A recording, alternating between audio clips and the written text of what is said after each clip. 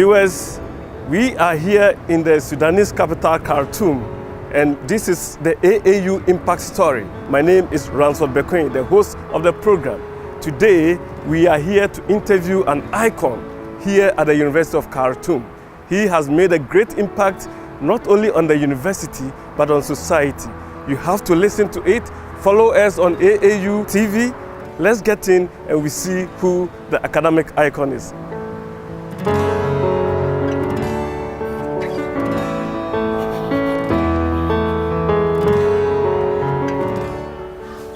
Assalamu alaikum viewers. Today we are at the University of Khartoum and we are doing the AAU Impact Stories where we are celebrating academic mentors. Today we have with us an academic icon who has trained in oral and maxillofacial surgery. He is a former Deputy Vice Chancellor and current Vice Chancellor of a big university in Khartoum. In fact, the biggest university in Sudan. Before I introduce my guests, it is my pleasure to welcome you to follow us on AAU TV stations. You can Google Association of African Universities on Facebook and on YouTube, or follow us on the AAU TV at tv.aau.org. You can also follow us on Twitter at AAU_67. My name is Ransford Bekoe and I am the host. Let's go for a very short break.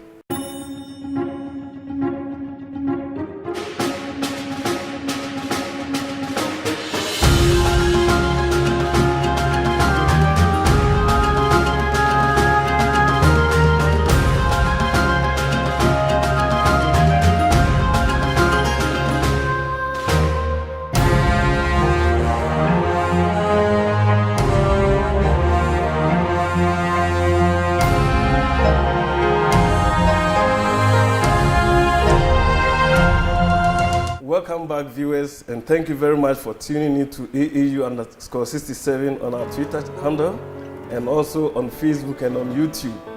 Follow us on WhatsApp by logging on to +223 244 736280 with your comments. Like I said before, we are here in the Sudanese capital Khartoum, and precisely we are at the University of Khartoum. This is the AAU Impact Stories, and we are celebrating academic mentors. Today, our mentor is a very big person. In fact, he is the Vice Chancellor of University of Khartoum, the biggest university in Khartoum and obviously the oldest university. It is my pleasure to welcome Professor Ahmed Mohamed Suleiman. Professor, assalamu alaikum. Salam. How are you? I'm fine, alhamdulillah. Thank you very much for this chance.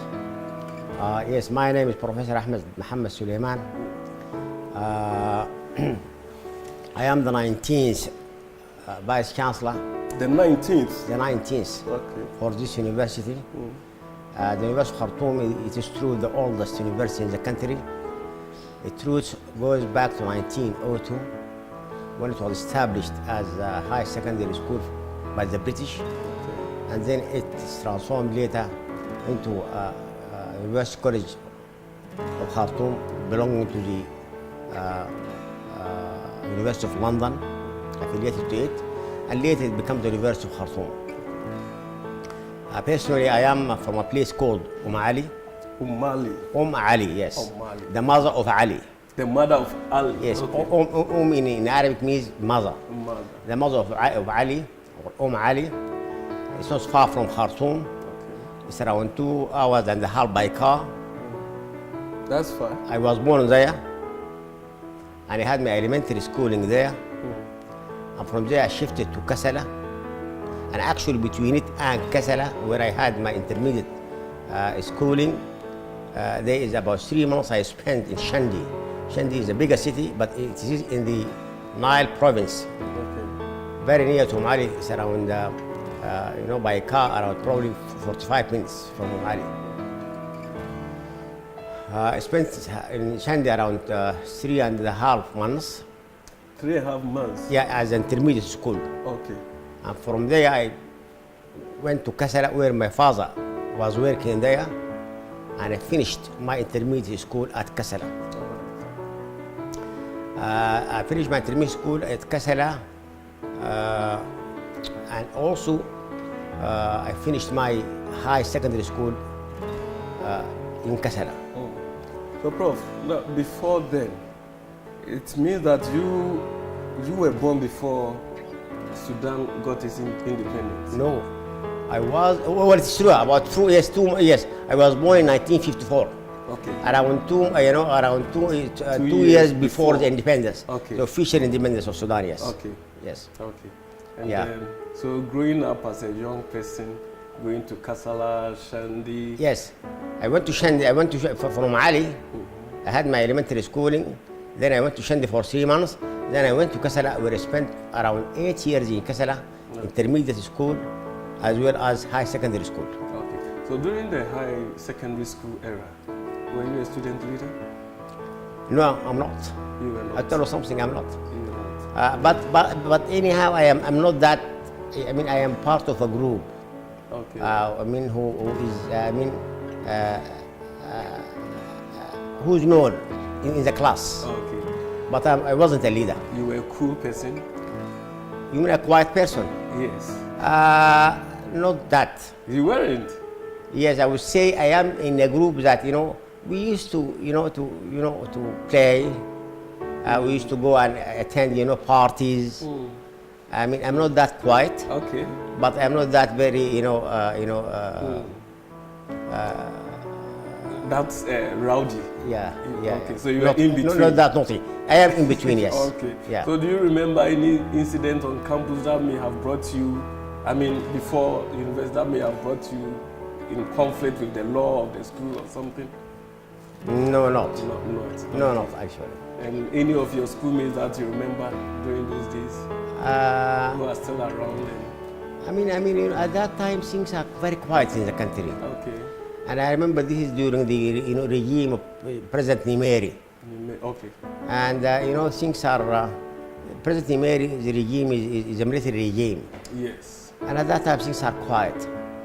Even when you had independence, you were still under military regime. Well, when we had independence, it's not a military regime. Yeah. It was, a democratic regime. Okay. And this was in 1956.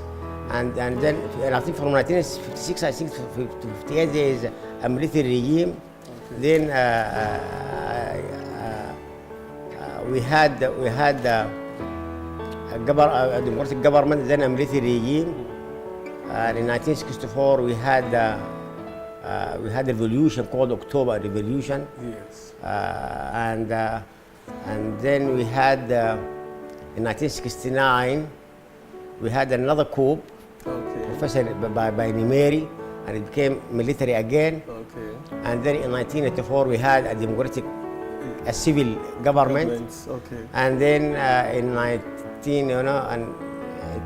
this has continued up to 89, where also we have another coup, a military coup, which is still, yeah. Oh, that's some history. Yeah, I mean, this is it's the history of all African countries like Exactly. that, they move from democracy to military, from military to democracy, and these things, yeah. It looks like we're just demonstrating that we Exactly. could, sit with any type of government. Exactly, yes, Yes, exactly, okay. yes, yeah. Okay. So, But I wasn't a leader. you weren't a I was not a leader. Okay. I was just a very quiet, not that quiet, but an ordinary person. Okay. Yeah. So once you were in school, before university, what was your, career? What career did you have in mind? It's a very, very good question. To tell you the truth, at that time, every one of us would love to be a teacher. Okay. Frankly, when I Was was that what was when I giving was at the elementary school, I was so fond of my teachers. Okay. I would have loved to be a teacher. And then when I went to intermediate school and then to high secondary school, then at that time people are speaking about medicine and speaking about doctors and this, and one would have loved to be a doctor. Oh, okay. Yes, and yes. So what gained you into the University of Khartoum as a bachelor student? What programs were you supposed to, or what exams were you supposed to have passed? At that time, when we sat for an exam, and the University of Khartoum, the students are divided into two. into science and into arts. I am from the science group, you know. And in the science group, they take us, all of us, as one batch at the Faculty of Science. And then after that, they examine us. Okay. And then accordingly, according to our, grades, after 1 year, they divide us and into groups. Some go to medicine, others go to dentistry, some go to pharmacy, others go to agriculture and these things. Yeah. Okay. So you opted to do the dentistry, or it was by the group? No, I'll tell you something. It is my grades actually. It is your grades. And at that time, dentistry was so new to the country. Nobody knows about it, and even don't know about it actually. Oh, okay. Okay. At that time, what I would love to have to be either a doctor, or I might go down and become an agricultural. Agriculturist. Yes. Viewers, we are listening to Professor Suleiman. He's telling his life story, and now we are focusing on his schooling days at the university. Still tune into AAU_67 on our Twitter handle, and look for us on Association of African Universities on YouTube and on Facebook. So, Prof, now you were enrolled in the dentistry school in the second year. And it is my grades that brought me to the dentistry school. Okay. And at that time, as I said, the dentistry school was newly established. Okay. I am the third batch. Third batch of the students. Third batch. And at that time, it was part of the Faculty of Medicine, actually. Okay. It wasn't a school by itself. It wasn't a school. No, it's a school. It is within the Faculty of Medicine. All right. And actually, even the curricula of it wasn't properly designed. We are part of the School of Medicine, and it is just in the 5th year we become purely taught dentistry. Theoretical. Yeah. Okay. So it was a 5-year program. It was a 5-year program. Okay. And I am the third batch. Okay. I remember we are in the batch. We are about 15. Only? Only, yes. Okay. Maybe the students' population was a little It's not small. well, partly because it was a newly established. Okay. Department or school, and people do not know about it, and they are not very, encouraged and enthusiastic, to study dentistry, and partly simply because the government itself or the administration of the Faculty of Medicine hasn't got, because we have no teachers at that time. Okay. But was it an establishment by the colonial masters, or it was by indigenous Sudanese? No, the Faculty of Dentistry was not by colonial. It wasn't? Yeah, but the Faculty of Medicine, yes. Yes. It was established in 1924, established by the British people. And the Faculty of Dentistry, it is true that the first director of the school was a British. Right. His name is Professor Fairley, John Fairley, and he was the one who actually established it. And then after that, the director was changed, and another, not British, but this time is an Egyptian professor also was selected to direct it. Okay. We Sudanese, we started directing it probably after 10 years from its establishment. So then you sat in after 5 years, you graduated with your bachelor's? Yes, I graduated in 1978. Yes. And then you went to Saudi Arabia?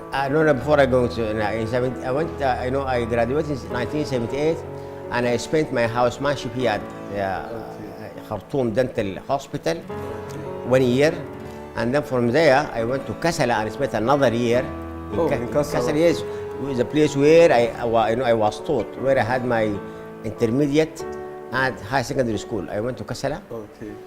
And then why did you not continue with the University of Khartoum? I'll tell you something about that. I went there, and when I was in Kassala, I know the people here at Khartoum told me that the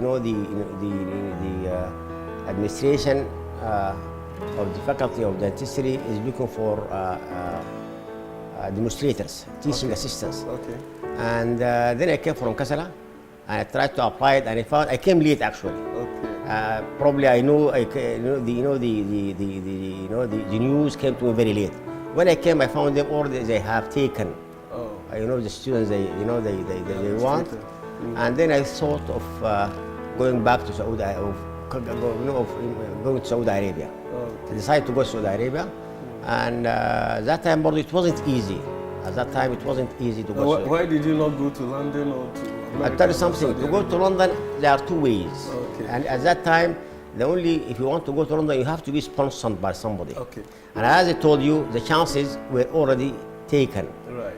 I mean, there's no chance now to be enrolled at the Faculty of Dentistry, so I have to go to Saudi Arabia as a station to have some money to bring, to collect some money, and then to go to London. Okay. And actually, this is what had happened. I went to Saudi Arabia. I spent around 4 years and a half in Saudi Arabia, and while I am in Saudi Arabia, I sat for the exam, first part of the Royal College of Surgeons. Okay. I passed it, and then from there, I went to London. So you went to the University of London. Yes. And then you had your master's in 1987. I had my master exactly in 1987. Yes. And then in 3 years later? And then 3 years I had my PhD. PhD. Yes. So can you tell us about your and in between I had my second part of the fellowship of oral and maxillofacial surgery.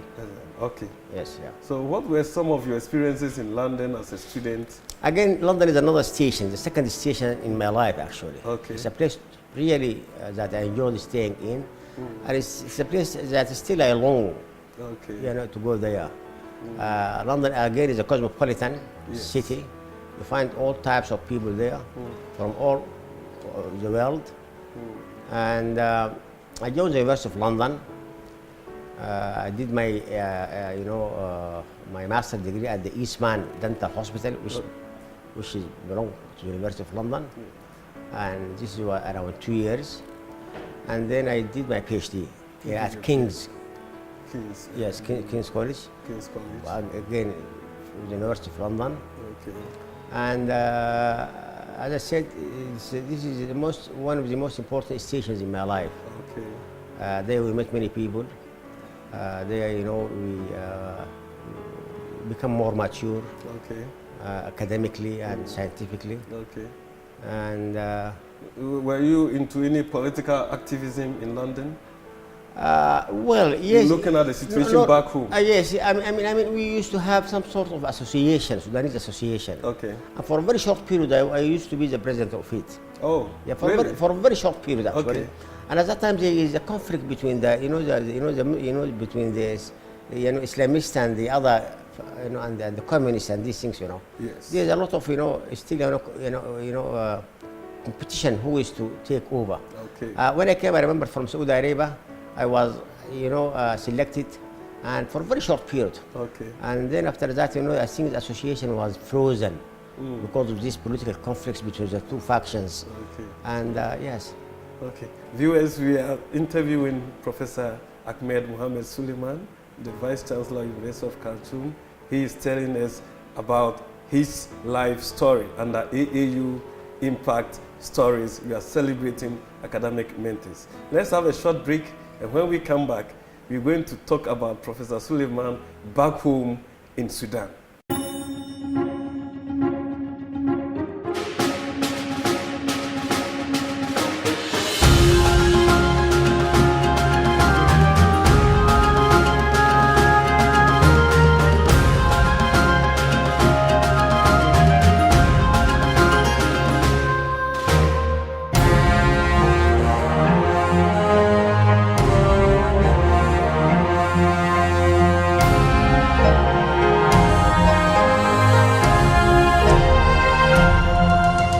Viewers, we were talking about the life of Professor Suleiman before he returned from London after he has had his master's and PhD.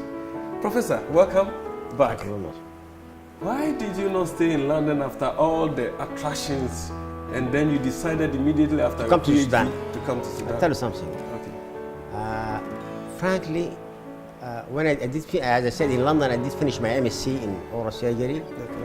And then I did my fellowship, and then I did my PhD, and I was thinking of moving to United States. Oh, okay. And in particular to Miami. Miami. I have all, I did apply for a medical program there. Okay. And then what happened is, the it's called the Salvation Revolution. Regime came to power in the Sudan, and and then I thought, why should I go to Miami? Now things in Sudan had become better, and I came to Sudan. Yeah. You are a patriot. To join the other people, here. Okay. And I came. I joined actually. The one behind my coming to Sudan is Professor Al-Bashir. Professor Al-Bashir is a friend of mine. Okay. And Professor Al-Bashir is also a Syrian, oral and maxillofacial Syrian. And at that time he was, head department of oral and maxillofacial surgery. Okay. And he is the one who pushed me and, encouraged me to come to Sudan. Okay. And not to go to Miami or stay in London. Oh, okay. Or go back to Saudi Arabia. I have got 3 choices, You have choices. My plan is to go to Miami. I had the chance to stay in London and had the chance to go back to Saudi Arabia. But Professor Bashir was the one who was behind this. He encouraged me. I think Professor Bashir shaped your life. Exactly, he shaped my life. Okay. Exactly, he shaped my life. And I came to Sudan. I joined the faculty of dentistry. Okay. And since then I was in the Sudan. Well, I mean, your progression was very fast. You came in 1991. I came in 1991 to Sudan. 1992, you were dean. I wasn't dean. 1992, I was the head department. You head of department. Head of department. Okay. And I spent around around 5 years. Okay. 4 years. In 1996, I went to Saudi Arabia for a sabbatical leave. Oh, okay. You get my point? Okay. I went for a sabbatical leave, and I came back. I went at the end of 1996, and I came back at the beginning of 1998. Okay. From Saudi Arabia. From Saudi Arabia. And I came in 1998. When I came, I became the deputy dean Okay. of the faculty of dentistry. Okay. And Professor Al-Bashir was the dean at that time. Right. I spent 2 years as a deputy dean, and then after that I became the dean in 2000. Okay.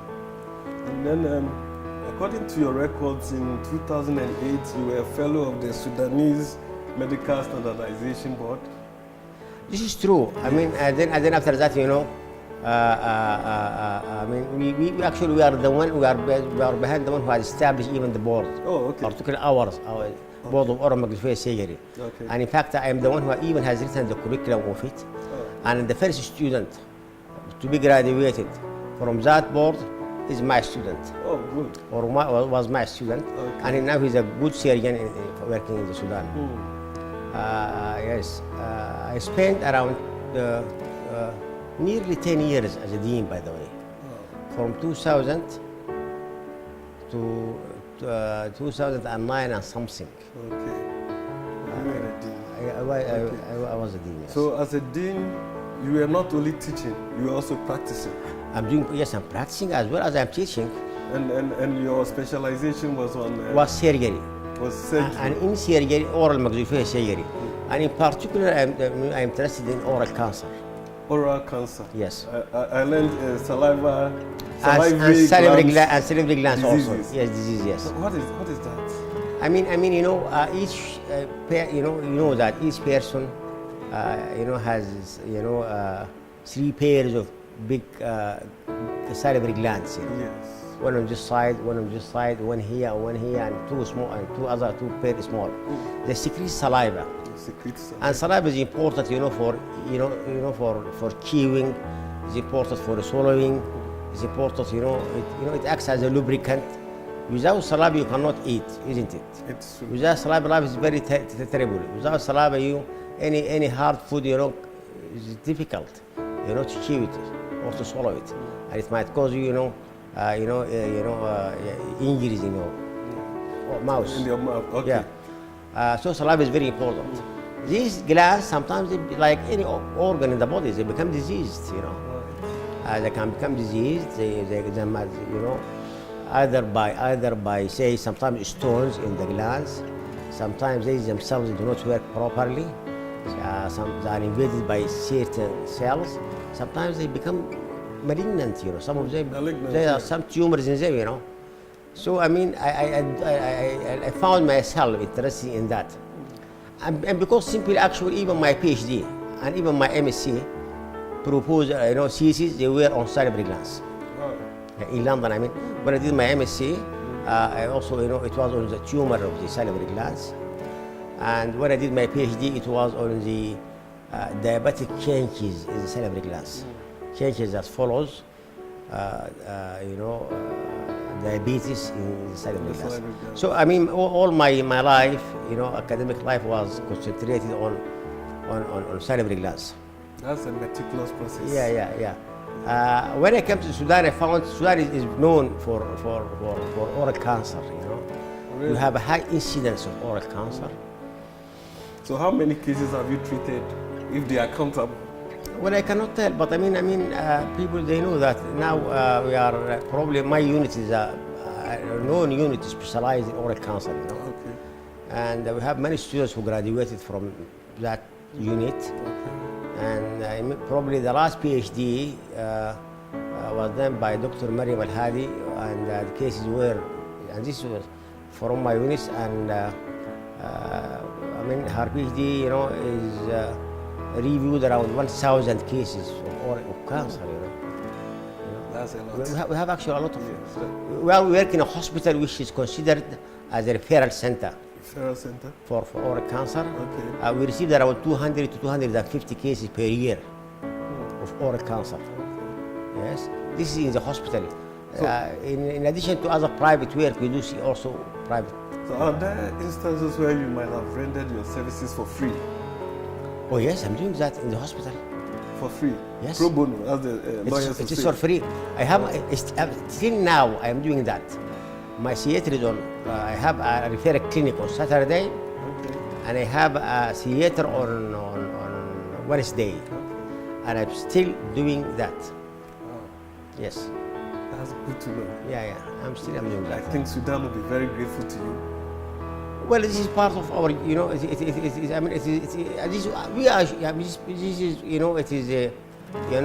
is something that we should do for the Sudan, I mean, we've been taught and, brought at the expense of the Sudanese people, and we are the ones who should pay Back for to the Sudan, society. back to the Sudan, yes. Thank you very much. In your profession, you may have been to several war fronts. I know you went to Yemen.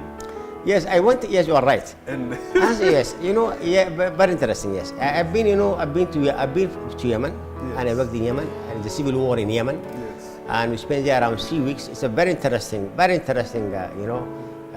mission. Okay. We have done a lot of war injuries in Yemen. So how do you? Were you only treating the dental? No. aspect of it? Sometimes you assisted in even every surgery. But it is true we are concerned with the dental and the neck and the face. Okay. This is our specialty. But sometimes we assist in other in other operations with our colleagues. Okay. We went as a team. As a team is composed of orthopedic surgeons, maxillofacial surgeons, general surgeons. We are in a team. Okay. A team that has been, delivered from here to Yemen. Yes. And then during the South Sudan Civil War. And in the South Sudan Civil War, we went to the South. Okay. For I think twice. Okay. Around 3 months also. And interesting also, I went to Gaza. You To went Gaza. Yes. Yes. And in Gaza also spent about more than a month in Gaza, also treating war injuries. Treating war injuries. Yes. Was there a situation where a patient might have died whilst you were treating the person I'll tell you something. Yes, in the South, yes. in the South? In Gaza, no. Okay. And also in Yemen, no. I cannot. I mean, some people they die, but at least from what we are doing, I mean, I cannot recall unless it's after that probably. Okay. Yeah, but when you are in a war situation, everything can happen, and you might not be aware of all what is going on around you. Okay. Yeah, because I mean, there's massive casualty, Yeah. and people, you know, we try to do what the best we can do, and then people move from you to other places. Whether they will do it there or they will die, God knows, you know. Yeah. Viewers, continue to follow us on AAU and _67 on our Twitter handle. We are talking about Professor Suleiman, who is a lifesaver in war situations. He has saved life not only at the war front, he has also saved life as a dentist, as a specialist, as a consultant. Now, Prof, we have spoken a bit about the practical aspect of your life as a dentist. Now let's come to your life as an administrator. You were a deputy vice chancellor for 1 year. Yes. And then a deputy vice chancellor for about 3 months. By the way, I am a deputy vice chancellor for 3 months. For 3 months? Yes. But before the deputy vice chancellor, I was a deputy for 1 year of the, graduate school. Okay. I am a deputy dean of the graduate school for 1 year. Okay. Then a deputy vice chancellor for 3 months. Then a vice chancellor now for 4 months, for 4 years. 4 years, yes. Okay, so what is the term of the vice chancellor? The term of vice chancellor is 4 years. It's 4 years. I am finishing my term now. Okay, but you are going for the second term, I guess. No, I wouldn't think so. Prof. I mean, this is, this is something to be decided by the president of the Republic. Of the Republic, yes. Okay. Yes. Now, Prof, tell us about your life, the challenges of a vice chancellor of University of Khartoum, the biggest university, because I believe it's mentoring other universities. Yeah, the University of Khartoum, as I said, is the biggest university. Yes. We had around more than 8,500 employees. Okay. Yes, around 2,000 and something of them are faculty members. And we had around 40,000 students. And you see how big such a university is. It's a whole city. And it's a university that, you know, is considered by the students and by the public as a place where, revolutions, can start. And a place where has got the ability to change government and to change ideas and to change, cultures. The university is always in a term or situation. And when I came also, we had some strike and demonstrations. And it's very typical of African universities. Yes, typical of African universities. Yes. I thank God for the last 3 years now things are more quiet. And now we are in a situation where also the universities are now closed. Yes. And probably if they are not closed, you might have seen a lot of demonstrations and this is University of Khartoum. The students, they want you to do something. The staff member also has another. And the government wants you to push things down, Yeah. So how do you manage such conflict situation between students, staff, well, I mean, government? what is very important, what is very good about the University of Khartoum, it is not an institution that is led by one person. Okay. It's an institution that is led by all the people concerned. All right. It has the deans, it has the faculty councils, it has the senate, it has the council of the university itself, and these usually are committees. Whenever we have something we have to discuss, we have to decide upon, we set a committee, people discuss it, and then at the end the committee raise what it sees as a solution to the vice chancellor, and the vice chancellor then he agreed and approved it. Okay, so the bug lies with the vice chancellor. Whatever decisions. Exactly. At the end, it is in the hands of the vice chancellor. But the vice chancellor usually does not take any action unless he, consulted. Consulted the others. Okay. Yes. So in your 4-year term. Yes. So what are some of the major achievements that you would say that at the end of my term, these and these are what I have left behind as a legacy? I really, probably first of all, there is some sort of, settlement. I mean, for the last years, we have no problems. We have no turmoil, for the last 3 years, everything is settled, Okay. For the last 3 years, students are doing their, education and, assignments in a good way. Okay. What we have done actually, probably, I mean, we try to, because that Sudan for the last 25 years, was under sanctions, and once the sanctions were being lifted partially by the Americans, we tried to, strengthen the relation between the University of Khartoum and other international, institutions. All right. And we worked very hard to do that actually. And probably this is something that, we have done it more than what my previous, predecessor. Okay. We took the advantage of lifting the sanctions, and we tried to, to create good relations with other,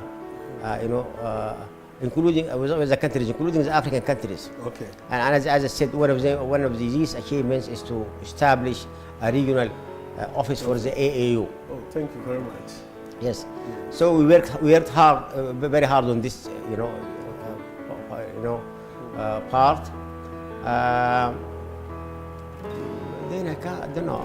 Probably other people might speak about it. I'm not, I can't recall. But anyhow, I feel we've done something for the university. Yes, I feel that well. I mean, as a Syrian, I'm doing my best, and I have done my best, and I think I have taught many people now as Syrians. Okay. And I think as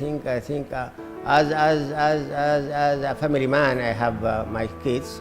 I have graduated now from the university about five of my Children. My children, Right. and I have some down not finishing their university. Okay. And as an administration, I think I've been a dean for some time, and I've done well. I've done some changes in the faculty of dentistry. I have been a director of the hospital, and I have done some changes in the hospital. I have been here as the Vice Chancellor, and I feel I have done what could be done with the facilities that I have. Yes, and I think now I feel, and probably I cannot do more than what I have done, frankly. Well, I can see that you are consulting for about 3 hospitals, and at the same time you are a Vice Chancellor here. So how do you manage this work and then how social life? It is not difficult. It is not? It is not. I mean, if you organize yourself, it's not difficult. And to tell you the truth, I find myself in the hospital more than I find myself in the office, really. Okay. That's your calling? Yes, yeah. That's your calling? Yeah. That's not difficult. And as I said, the University of Khartoum, it's not a one-man show. Okay. It is, an institution that is dealt and, run by a team. Okay. Yeah. Okay. Yeah. So, before we wrap up, Yes. a professor who doesn't publish is a lazy professor. You are right, absolutely. Yes, I've got some papers and I have got a book, and probably if it's not the administration, I might have done more than that. And generally, we, in the medical field, probably we are not like other people in the, social sciences field. In the medical field, people are busy with, the with practical the aspect and the of practical aspect of it and these things. But also, I feel that I could have done more, frankly. And I've Well, got you have a lot about of material. 28 publications to your credit. Yeah, I could have done more, frankly. Okay. So, assuming you have to come on retirement, are you still writing on the medical findings, or you I will writing? write. I will write in the medical findings. Or what about storybooks for your grandchildren? Stories you mean? I Probably mean, somebody else can do it better than me. Okay. But if I'm going to write, I will write on the medical field. In the medical field, actually. Okay. I have got a lot of material actually to be looked in and do something out of it. Okay. Yes, sir. Yes. So, what are your favorite meals? Or, when you are not working, how do you spend your leisure? You listen to music? Probably. or Well, I thought of you something. have gardening? No. I have no garden. I have got a very small house without a garden, by the way. Okay. And I would love to listen to music, by the way. I've got, yes, I like any Sudanese, like to listen to music. My favorite probably singer is a man called Usman Hussein. I love to listen to him. And I have got other readings, frankly, in religious readings. I used to read a lot about Quran, we call it tafsir explanations. Okay. Yes, and yes, I mean these are things that I like actually, but I'm not, Yeah. I'm a very simple man, by the way. You look very simple. Yeah, I'm a very simple man, yes. And so people get attracted to you. I hope so. Even the AAU team from Accra, Yeah. they just took a liking for you. Thank you very much. Viewers, as they say, a good conversation never ends. We have been interacting with the Vice Chancellor of University of Khartoum, Sudan, in the name of Professor Ahmed Mohamed Suleiman. He has told us about his life story, but I think this is just the beginning of the life story. Professor, before we go, do you have any final words or pieces of advice for young and upcoming surgeons, dentists, as to how they can be groomed to become like you are now? All I could say is that people, they need to be very, have to be pious. Okay. They have to, concentrate on their job, and they have to be studious. And I believe if you put yourself into work, you'll be good. Definitely, particularly in surgery. Surgery is apprenticeship. The more you do, the better you are. And with regard to my students, I would love them, as I said, to concentrate on the academics rather than on other issues, like political and these things. Okay. And I wish them all the best, and wish you all the best. Thank you. And thank you very much for this interview. And thanks, the AAU for this mission. And I would hope it will throw light on the University of Khartoum and people at the University of Khartoum and in the Sudan, at the Sudan in general. Thank you. Thank you very much. Okay, viewers, unfortunately we have to wrap up here. This is AAU Impact Stories, where we have been interviewing Professor Suleiman. We have come to the end of this episode. Take care. Until then, bye-bye.